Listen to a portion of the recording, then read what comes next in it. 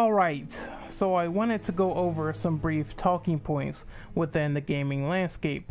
For those that are unaware, Spider-Man PS4 was recently released to the public. After a few days of consuming the prominent intricacies that this game had to offer, I can say that the foundation of this experience has been pretty solid. While I'll save my full thoughts for a review, I couldn't help but notice the common parallels and distinctions with the combat being compared to the Batman Arkham franchise. It's a no-brainer that the popularity of the Arkham franchise certainly gave a few developers a run for their money. It showed that superhero titles could be more than dumb fun. It showed that a story could be created to capture the essence of what makes the source material work. It showed that you can explore outside of movie tie-in deadlines and boundaries to create a fundamental experience that just works. It is to be expected that many games have copied the Arkham formula in the midst of its popularity. Imitators will follow in its footsteps like Sleeping Dogs, Shadow of Mordor, and several Assassin's Creed titles that utilize some form of free-flow combat. The nature of free-flow combat is indeed adaptability. You're placed into a situation where you fight multiple thugs. What do? You try to get a combo multiplier. This system rewards you later on in the Arkham titles by giving you particular options to keep this chain going. Don't want to get hit or shot? Well, maybe you could leap over a guy and keep punching another opponent. Want to gun for high scores? Well, then maybe you should utilize a beatdown combination to gain higher focus as time slows down to aid Batman in free flow to aid your decisions to be better. With the notion of gadgets coming into the mix, it's quite surprising how comfortable the player gets once at long range. You can grapple someone with the grapnel, you can use an electric shock. The question of the day regulates back to free flow combat. How do you compare and contrast differences between Spider-Man PS4 and Batman? Yes, there are similarities here. There are a lot of them actually to the free flow design. Spider-Man can attack between a group of thugs, and then there's the option to utilize gadgets.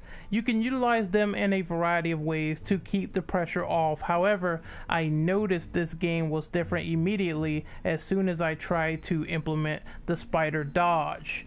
Playing Spider-Man PS4 like an Arkham title was a huge mistake on my part.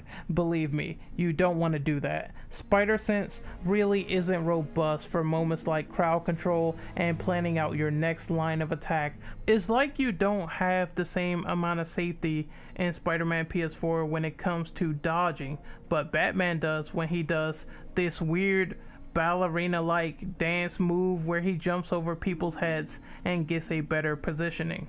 I do think this was intentional. It's way easier to screw up a preemptive white and spider dodge over many telegraph counters that can happen in the Arkham titles. I also believe we have to take the flexibility of Spider-Man as a character into account when comparing both games. He's just faster than Batman. That's a contrast. Batman is not as fast as Spider-Man. Spider-Man has more fluidity. He can get around the area rather quickly. He can do air combos. He can do midair perfect spider sense dodging. That's something that's really different. The options only get wider the more you contrast between games. Batman can break a multitude of enemy weapons for good. Spider-Man can't. Spider-Man can do air combinations anytime and launchers. Batman can't. Batman can knock out 2 or 3 guys at once with a focus attack. Spidey is just stuck to doing it on one enemy. Spider-Man can heal with the use of focus. Batman can't. The perfect spider dodge can disable an enemy with webbing to the face slightly. However, I would probably give the edge to Batman since you can knock away multiple enemies at once with a perfect counter. Spider-Man can do AoE attacks by throwing enemy weapons back. I don't think Batman can do this unless Bruce is planning to catch a missile with his bare freaking hands. Spider-Man can do off-the-wall punches, Batman can't. Batman can use weapons like pipes or bats in Batman Arkham Knight that could be picked up willingly. Spider-Man can't freely do this unless it's a projectile being thrown back at an enemy. That's only scratching the surface as well compared to how gadgets differently affect enemy behavior, but I think it's very simplistic to say that this varies from both games, except for the shock gadget, which essentially acts similar to electrocute multiple enemies. The basic fundamentals when you compare both are still here. When engaging in free flow combat, you will have a bar of combos to perform on random bad guys as the meter goes up. You can do takedowns multiple times to knock enemies out of a fight, and they do stack up over time from what I noticed. These games are relatively easy to pick up and play, but hard to master. I think the only real difference is that I've barely been able to keep up a long extended combo in Spider-Man PS4, all due to random variables in each confrontation. I might have a demon chase me with a scythe, and unfortunately I'm unable to see him do an unblockable attack when I attack him first.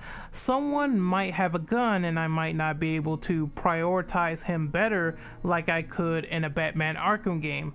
A mini boss might have a random Mr. Negative style whip I can't evade because I'm still learning the bits and pieces of Spider-Man PS4.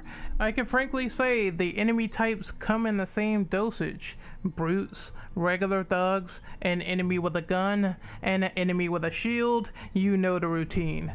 There seems to be a deeper sense of urgency in Spider-Man PS4 that makes it feel all connected from a gameplay perspective. It's even harder to perfect due to some unforeseeable circumstances. In Batman, you're just a master at Arkham once you get the mechanics. If you're a master of all the gadgets and crowd control, you will have no problem. But if you're not a master at Arkham, you're probably going to struggle a little bit, and maybe there is the occasional times where it feels so damn easy until a blade dodge mishap screws you over. I don't even think it's plausible to delve into the stealth sections, right? Because it's like clear night and day. It's way too obvious that Batman has better Predator missions over the Taskmaster stealth challenges. Batman is just way too versatile in his options while crouching. Distractions can be caused by loud knockdowns as well, which creates perfect opportunities. Spider-Man can do a cool and nifty zip kick. That's nice, but more than likely you're going to put a base on alert because Spider-Man will be throwing his way into the enemy pathing by doing the zip kick, and that happened to me multiple times. In conclusion, I think it's safe to say that Insomniac's deviations to craft a Spider-Man game like this, to craft assets into this core experience that are reminiscent to the Batman Arkham games, they do feel interesting enough, while Batman just kept progressing as a series in combat with Arkham Knight. The Spider-Man game feels like it's a little bit challenging. Some things have been added to fit into the Spider-Man equation. Spider-Man's crowd control options just aren't as good as the Arkham games in my opinion. But I do think that's the reward behind it all when you divide and conquer. It's a similar formula between the two, but very different constructs that make Spider-Man PS4 a completely unique game. That's why I love the combat. That's why I love the traversal. That's why I love the fact that you're having all these web-based attacks factor into combos. Like, even if you master this experience, you'll still have a difficult time due to how the enemies react and how everything feels new and how you must approach each situation. I think both combat systems between Spider-Man and Arkham are fine. I love them. And I think it's quite fine to appreciate both combat systems for what they are. And here's hoping that some of the things can be ironed out in the Spider-Man series for Insomniac, and hopefully they make a sequel with newer updates in mind. Maybe reel back some of those moves from Spider-Man 2 that they took out. The only reason I say that is because I surely miss tying people up to a lamppost with webbing. That was awesome. Anyway, this is Renegade Operative signing off. Hopefully you guys... forgot what I was going to say. Anyway, this is Renegade Operative signing off. Hopefully you guys enjoyed this video. Remember to like, share, and subscribe, and tell me, what do you think about the differences in combat between Spider-Man PS4 and Batman Arkham? What do you think about the similarities as well? Be sure to hit me up in the comments. Let me know what you think, and I'm out of here. See you later.